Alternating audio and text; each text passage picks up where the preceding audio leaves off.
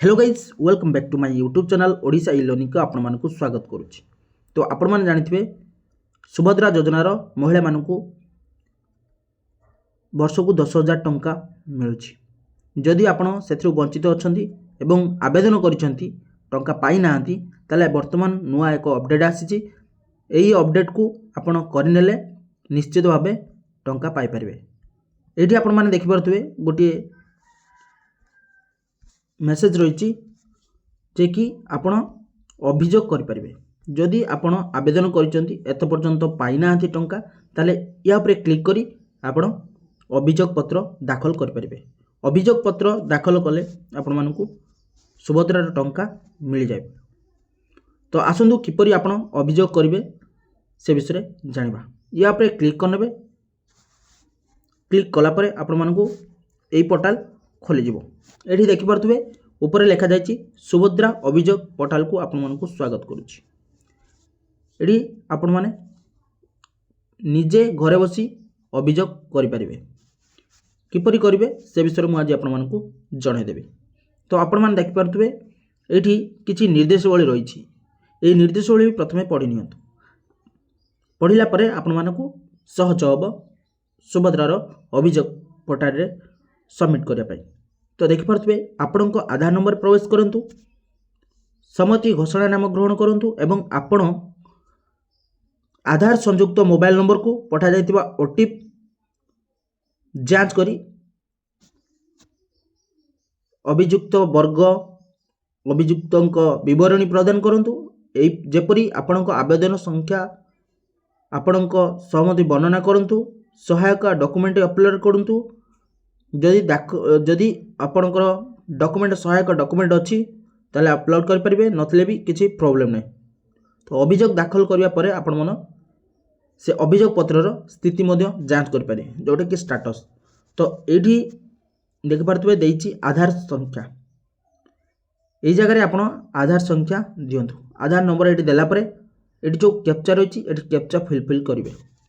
Fill कला परे आपण मानकु तले गोटे बॉक्स देइछि, से बॉक्स उपरे टिक चिन्ह मारिबे।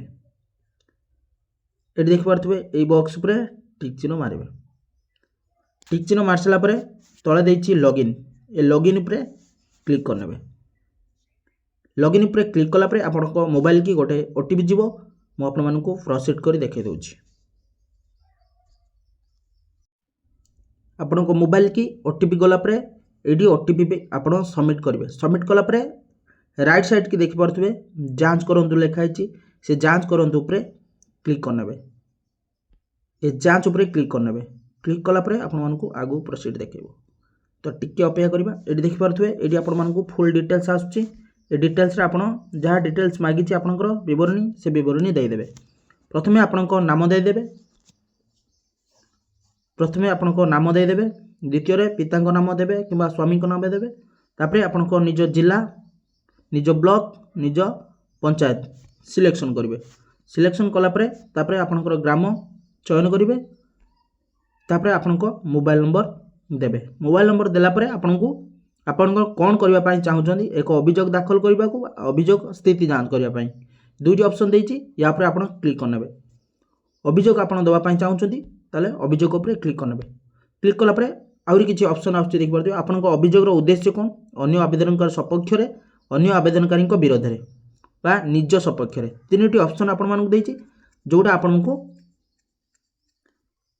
जोटा आपण मानकर करिया पई चाहुथबे सेटा होछि क्लिक करनेबे। एठी अन्य मानक आवेदनकर रहिछि एवं अन्य मानक आवेदनकर विरोध रे रहिछि। अन्य आवेदनकर सपक्ष रे रहिछि, अन्य आवेदनकर विरोध रे रहिछि। तो आपण जोटा चाहिए तापरे क्लिक करनेबे। क्लिक कला परे आपण मानकु आउ एक ऑप्शन पळि आसीबो। देखि पारथुबे अन्य आवेदन को विवरणी देबे। तांकर जो नंबर रहिछि जोटा आपण अप्लाई कला टाइम रो पाइथिले रसीद नंबर, जोटा से रसीद नंबर देबे। देला परे आपण मानकु एडी किछि टर्म एंड कंडीशन रहिछि, आपरे क्लिक करनेबे। केउ विरोध रे देउचंती बा केउ कारण पई देउचंती, एडी बहुत प्रकार कारण रहिछि। कारण देला परे सेठी आपण क्लिक करनेबे। क्लिक कला परे एडी आपण मानकर जदि किछि दस्तावेज थिबो तो कोन पई देउचंती, रीजन कोन देला परे तळे देइछि आपण मान देखि परथुबे दाखल करंतु। ए दाखल उपरे आपण क्लिक करनेबे। क्लिक कला परे आपण मानकर अभियोग दाखल होई जिवो। दाखल होला परे आपण से जो आपंकर स्लिप नंबर आसो से स्लिप नंबर रे आपण क्लिक करी स्टाटस मध्य देखिपारे। यही भाव सुभद्रा योजनार अभियोग पत्र दाखल करेंगे। जदि आपण मानक भिडियोटी हेल्पफुल लगुच ताले सब्सक्राइब लाइक कमेंट और शेयर करेंगे। जय जगन्नाथ जय हिंद।